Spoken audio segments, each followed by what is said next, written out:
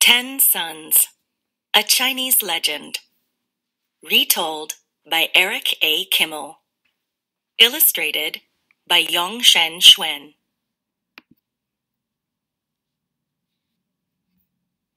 The story of the 10 sons is one of the oldest Chinese myths, going as far back as the Shang dynasty, circa 1523 BC to 1027 BC. There are several versions of this myth. Long ago, when the world was new, a giant mulberry tree grew on the far side of the sea, on the edge of the eastern horizon. Its roots plunged deep into the earth. Its branches scraped the sky. Nestled in the topmost branches of this tree stood a jade palace. Hammered sheets of gold formed its roof. Its windows were made of the thinnest panes of amethyst and lapis lazuli. This was the palace of Dijun, the Eastern Emperor, the god who ruled the regions of the sky where the sun arises. In those days, there were 10 sons, the children of Dijun and his wife, Shihe. They never walked across the sky together. That would produce too much heat for the world to bear. Instead, every morning before dawn, Shihe would awaken one of her sons. They would climb into her dragon chariot and drive to a point on the eastern horizon where Shihe's son would begin his walk. Each day, one of the sons would walk across the sky from east to west. When the people on earth saw the sun crossing the heavens, bringing warmth and light, they offered thanks to Dijun, Shihe, and their family. But the gratitude of the earth's people and the importance of their work meant nothing to the boys. They found their task boring. Day after day, year after year, century after century, they followed the same path across the sky. There was no one to talk to, nothing new to see, nothing to do except follow that same weary track over and over again. Gratitude. When you show gratitude, you show that you are thankful. One night, as Dijun's boys lay in bed, they began talking. Huo Fenghuang, the oldest, said, "I would not mind walking the path so much if I had some company." "I feel the same way," Pili Sing, the youngest, replied. "Tomorrow, let's do something different. Why don't we all get up early, take the dragon chariot, and walk across the sky together?" The others agreed. A splendid idea. In the dark of night, while their parents slept, the boys arose, put on their brightest garments, hitched the dragon to their mother's chariot, and rode across the star-swept sky to the eastern horizon. Laughing, chattering, with their arms around one another's shoulders, they began their walk. When dawn came, the people who lived on earth were astonished to see 10 suns appear above the horizon. The blazing heat of 10 suns shining down at once was more than the world could bear. Crops withered in the fields, forests caught fire, lakes and rivers dried up, mountains shattered to pieces, the sea began to boil, people and animals grew faint. They stretched themselves on the scorching ground and waited to die. Withered. If a plant has withered, it has dried up and died. Scorching. Something that is scorching is very, very hot.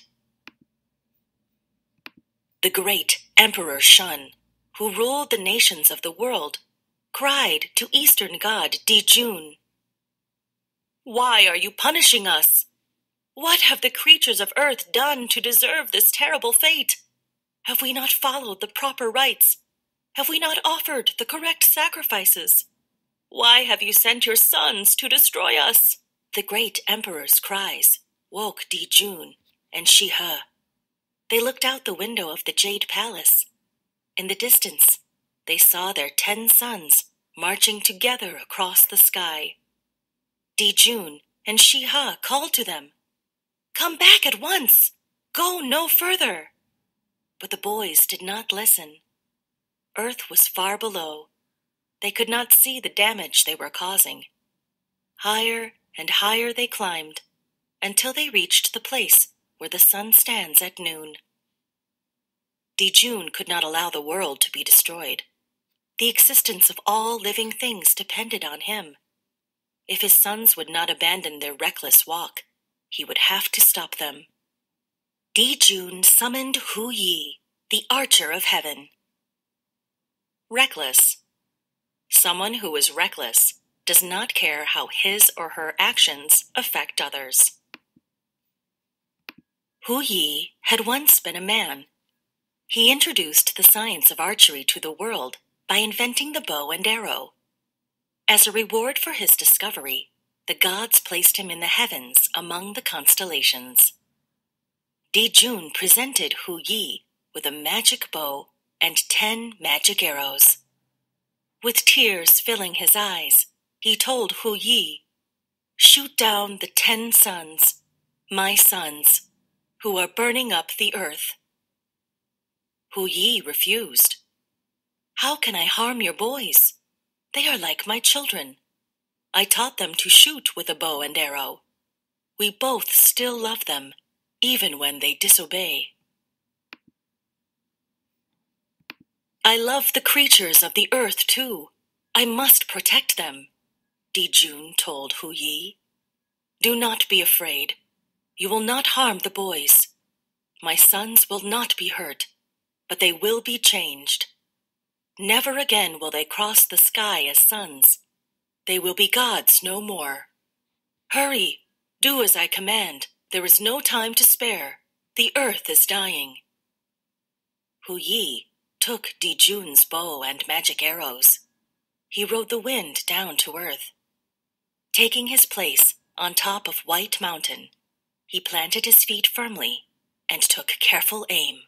Hu Yi released the bowstring. The magic arrow streaked across the sky. It struck the first of the 10 sons, shattering it to pieces. One by one, Hu Yi's arrows found their mark. Each sun exploded, filling the sky with blinding light. The boys fell to earth, but they did not die. Instead, they turned into black feathered birds. They became crows. The Emperor Shun watched the suns exploding in the sky. Suddenly, he realized that if Hu Yi destroyed all the suns, there would be no heat or light. The earth would be plunged into icy darkness. There was no time to spare. The Emperor Shun summoned his fastest messenger. "Go to the top of White Mountain. Find Hu Yi. Remove 1 arrow from his quiver to make sure he does not shoot down all the suns." The messenger mounted his horse. He rode faster than he had ever ridden in his life, all the way to the top of White Mountain. There he saw Hu Yi. By now, only 1 sun remained in the sky. Shun's messenger plucked the last arrow from Hu Yi's quiver, just as the archer of heaven reached for it. Finding no more magic arrows, Hu Yi assumed his work was done. He unstrung his bow and rode the wind back to the stars. Assumed. If you assumed something, you believed it without proof. Since that day, only 1 sun shines overhead. Every morning, the crows gather on White Mountain to greet the dawn. "Gwa, gwa!" they call to their brother, the sun, as he begins his lonely walk across the sky.